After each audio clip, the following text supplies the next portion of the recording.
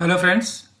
आज मैं ज़िंदगी का सार यानी कि सारा खेल जो सिर्फ दो ग्रहों यानी कि राहु और केतु के बीच में ही बना हुआ है वो आज बताने की कोशिश करूंगा इस वीडियो के द्वारा। मैंने अभी तक जितना भी जाना है अपने 14 से 15 साल के एक्सपीरियंस में और अभी सीख भी रहा हूँ वही मैं आपसे आज शेयर करने जा रहा हूँ। पहले जानते हैं राहु के बारे में। ये एक छाया ग्रह है जिसको आंखों से देख नहीं सकते, जो कि कलयुग का राजा कहलाता है, जो कि इल्यूजन यानी कि माया का क्रिएटर, जिसमें पूरी दुनिया ही ट्रैप्ड है। जितने भी नए आविष्कार जैसे कि mobile phone, computer, internet, TV, artificial intelligence, media, entertainment industry, podcast, chat GPT, YouTube, Instagram etcetera, सभी इसी की देन है। और अभी इसी का ज़माना है और हर इंसान इस पर पूरा डिपेंडेंट है। और इसके ऑपोजिट जो केतु है वो स्पिरिचुअलिटी का, कल्ट साइंस का जो है जान जाता है, जहाँ हम में से बहुत कम लोगों का इंटरेस्ट इन चीज़ों में है। तो क्या हम सही राह पर चल रहे हैं या ट्रैप में फंस चुके हैं, ये हम जानने की कोशिश करेंगे इस वीडियो के द्वारा। इस राहु केतु के पूरे कंसेप्ट को जानने के लिए वीडियो अंत तक जरूर देखें और अपने जानने वालों को भी ज़रूर फॉरवर्ड करें ताकि उनका भी कुछ अवेयरनेस बढ़ सके। So before I start my video, I will request you to please subscribe my channel. तो पहले समझने की कोशिश करते हैं हमारे जो 9 प्लैनेट्स हैं उनके ट्रेड्स क्या हैं। तो जो पहला प्लैनेट है वो है सन, जो कि वाइटलिटी को, ईगो को, इंडिविजुअलिटी को, कॉन्फिडेंस को रिप्रेजेंट करता है। मून जो है वो माइंड को, इमोशंस को, इंट्यूशन को रिप्रेजेंट करता है। मार्स जो है वो एम्बिशन, करेज और स्ट्रेंथ को रिप्रेजेंट करता है। जुपिटर जो है वो विजडम को, लक को और अमेंडनेस को रिप्रेजेंट करता है। मरकरी जो है इंटेलेक्ट को और कम्युनिकेशन को रिप्रेजेंट करता है। वीनस जो है वो लव को, ब्यूटी को, रिलेशनशिप और लग्जरी को रिप्रेजेंट करता है। सैटर्न जो है वो डिसिप्लिन, रिस्पॉन्सिबिलिटी, बैलेंसिंग, कर्मा, इन चीज़ों को रिप्रेजेंट करता है। राहु जो है वो अटैचमेंट को, डिजायर्स को, मटेरियलिज्म को, इल्यूजन को रिप्रेजेंट करता है।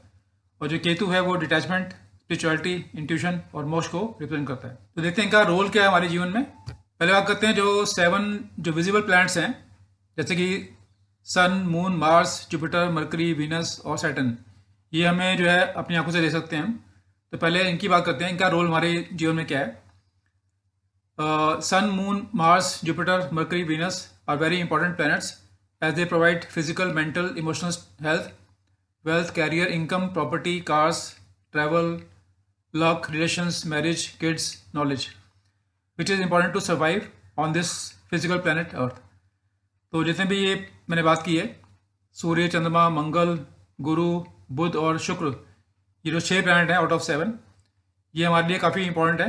ये हमारे जितने भी हमारे फिजिकल हमें चीज़ें चाहिए होती हैं या मेंटल लेवल पे जो है हमें जो चीज़ चाहिए होती है वो हमें प्रोवाइड करते हैं। चाहे वो हेल्थ की बात करें, चाहे वेल्थ की बात करें, कैरियर की बात करें, चाहे income, property, cars, luck, relation, marriage, kids, ये सब जो है इन प्लान से हमें मिलता है।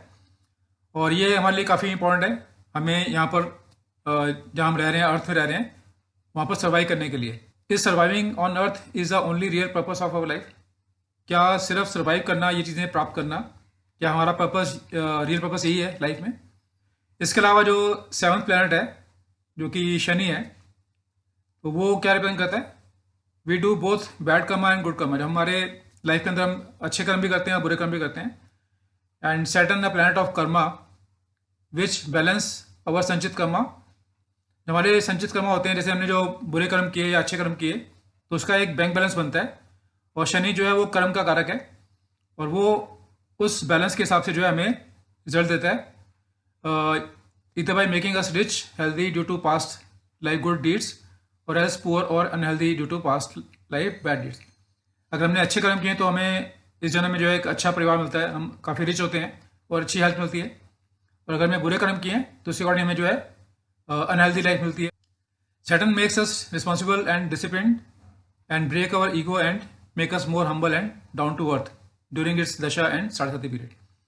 तो जब भी शनि की महादशा आती है या अंतदशा आती है या शनि का साढ़े या ढैया आती है, तो शनि की रिस्पॉन्सिबिलिटी है कि वो हमें डिसिप्लिन बनाता है और हमारी जो ईगो है उसको तोड़ता है।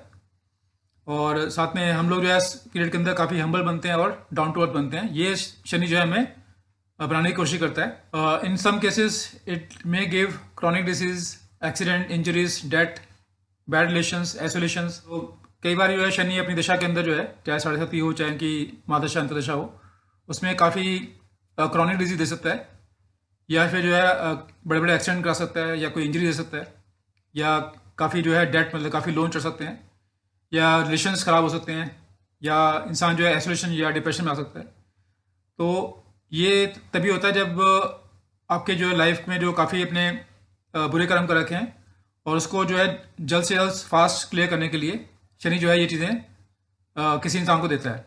अब बात करते हैं जो मेन हमारा टॉपिक है कि राहु और केतु के बीच में जो हमारा जीवन चलता है वो कैसे काम करता है। राहु जो है वो बिगिनिंग है और केतु जो है वो एंड है। We get life due to our pending desires of past life for which Rahu is responsible. हमारी जो पेंडिंग डिजायर्स होती हैं पिछले जन्म की, उसकी वजह से जो है हमें एक नया जन्म मिलता है उसको पूरा करने के लिए, और जो राहु है वो उसके लिए रिस्पॉन्सिबल है। हमारी जो जितनी भी डिजायर होती हैं उसके लिए राहु रिस्पॉन्सिबल है। तो वही हमें समझ लो एक तरह से जीवन देता है। हमारी बिगनिंग जो है राहु से होती है, and placement of Rahu in any particular house of your kundli will indicate your pending desires related to that house. तो आपकी कुंडली के अंदर राहु जहाँ भी पोस्टेड है, यहाँ पर भी उसकी प्लेसमेंट है, तो उस पर्टिकुलर हाउस के रिगार्डिंग जो है आपकी डिजायर होती हैं, पेंडिंग डिजायर। तो वो जो है अपने उस पर्टिकुलर डिजायर को पूरा करने के लिए जीवन आपने जो है लिया होता है, आपने बर्थ लिया होता है। Ketu on the other hand tells the fulfilment of desires of those things related to that house where it has placed in your kundli. और जो केतु अगर आपकी कुंडली में जहाँ प्लेस होता है, तो उस पर्टिकुलर हाउस में उसके जो भी फीचर होते हैं, उसके जो भी ट्रेड्स होते हैं, तो आपने वो चीज़ें ऑलरेडी हासिल कर ली होती हैं अपने पिछले जीवन के अंदर। तो वहाँ आपकी जो है डिजायर्स पूरी हो चुकी होती हैं। केतु हेल्प्स द पर्सन और soul to get evolve, and finally once all the desires of a person और soul gets fulfilled, then it helps the soul to move forward, यानी कि moksha, exit from birth and death cycle on this plane earth.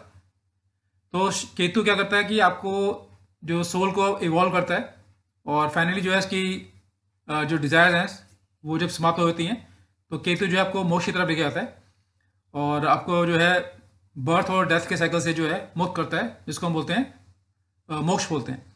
तो जब तक आपकी pending Dzire हैं तो आपको बार बार जन्म लेना पड़ता है उस डिजायर को पूरा करने के लिए। तो जैसे ही आप अपने डिजायर से अपने आप को विड्रॉ करते हो, तब जो है आपका ये साइकिल जो है डेथ और बर्थ का जो है आपको वो पूरा हो जाता है। तो इस तरह से राहु केतु जो है आपके मतलब कि राहु जो आपकी बिगिनिंग को दिखाता है और केतु जो आपकी एंड को दिखाता है। इसको और समझने की कोशिश करते हैं। ये जर्नी है हमारी रूट टू टॉप की। जो हमारे 7 चक्र होते हैं, मतलब रूट चक्र से लेके और क्राउन चक्र तक, ये हमारी जर्नी है। यानी कि जो बेसिक सर्वाइवल और नीड्स से लेके और ऊपर मोक्ष तक की यात्रा, जो हमारा रियल पर्पस ऑफ लाइफ होता है। अब देखते हैं, जैसे हमने इसमें एग्जांपल लिया है, राहु जो है अगर किसी का 12th हाउस में बैठा होता है तो वो उसमें क्या दर्शाएगा। तो पहले समझते हैं हमारी कुंडली है, उसके जो 12 भाव होते हैं वो क्या क्या बताते हैं। जो हमारा फर्स्ट हाउस होता है वो हमारी बॉडी को और फिजिक को बताता है। सेकेंड हाउस होता है वो मनी, जॉब, फैमिली को बताता है। Third house brother, sister, adventure को बताता है। Fourth house mother, home, vehicles, property को। फिफ्थ हाउस स्टडी, चिल्ड्रन को बताता है। सिक्स हाउस एनिमीज, डिजीज को बताता है। Seventh house husband, wife, friends, partnership. Eighth house longevity, age को बताता है। Ninth house luck, father, religion को बताता है। Tenth house work, father, profession को रिप्रेजेंट करता है। 11th house all benefits, income को बताता है। और 12th हाउस एक्सपेंस को और फॉरन को बताता है। तो जैसे यहाँ पर जो है राहु 12th हाउस में है, तो कहीं ना कहीं जो इनकी डिजायर होंगी पिछले जन्म में, वो इनकी डिजायर की फॉरन में जाके वो सेटल हों। और ऐसे ही अगर मान लो किसी का केतु जो है वो 12th हाउस में है, तो केतु जो है वो मोक्ष का कारक है, और उसकी डिजायर होगी इस जन्म में जो है उसको मोक्ष प्राप्त हो जाए। तो इस तरह से आपके भी जो कुंडली के अंदर राहु केतु कहाँ कहाँ बैठे हुए हैं, और उस पर्टिकुलर हाउस के क्या क्या फीचर्स हैं, क्या क्या कैरेक्टर हैं या ट्रेड्स हैं, तो उसके अकॉर्डिंग जो है आपकी डिजायर्स या जो केतु के हिसाब से जो मोक्ष है वो उसको रिप्रेजेंट करता है। तो ऐसे हम इसको चेक करते हैं। अब आप कहते हैं कार्मिक ब्लॉकेजेस, पास्ट लाइफ एनालिसिस। एक तो हमने देखा कि इसमें राहु केतु कहाँ बैठे हैं, तो वो हमें चेक करना होता है। और बाकी जो प्लैनेट्स हैं आपके कुंडली में वो कहाँ बैठे हैं, तो उसका भी पूरा एनालाइज करते हैं हम लोग। और इसके अलावा शनि जो है उसकी प्लेसमेंट भी देखी जाती है, ताकि पता कर सकें कि आपके इस जन्म में क्या लेसन है आपको लर्न करने के लिए। तो शनि जहाँ बैठता है तो उस पर्टिकुलर हाउस के हिसाब से जो आपको इस जन्म में वो लेसन्स लर्न करने होते हैं। इसके अलावा जो संचित कर्म होते हैं उसका पूरा एनालाइज हम करते हैं कि आपके कुंडली में कौन से योग बन रहे हैं, जैसे कि गज केसरी योग है, या राजयोग है, लक्ष्मी योग है, या कौन से दोष बन रहे हैं, पितृ दोष है या कालसर्प दोष है, विष दोष है, शाकुय दोष है। तो ये सारे इसको हम पूरा एनालाइज करते हैं। यही आपके जो है एक संचित कर्म होते हैं। आपने जो अच्छे कर्म किए होते हैं तो आपको एक अच्छे राजयोग मिलते हैं, और आपने कोई बुरे कर्म किए होते हैं तो आपके कुंडली के अंदर वो पितृ दोष के या कालसर्प दोष के रूप में दिखते हैं।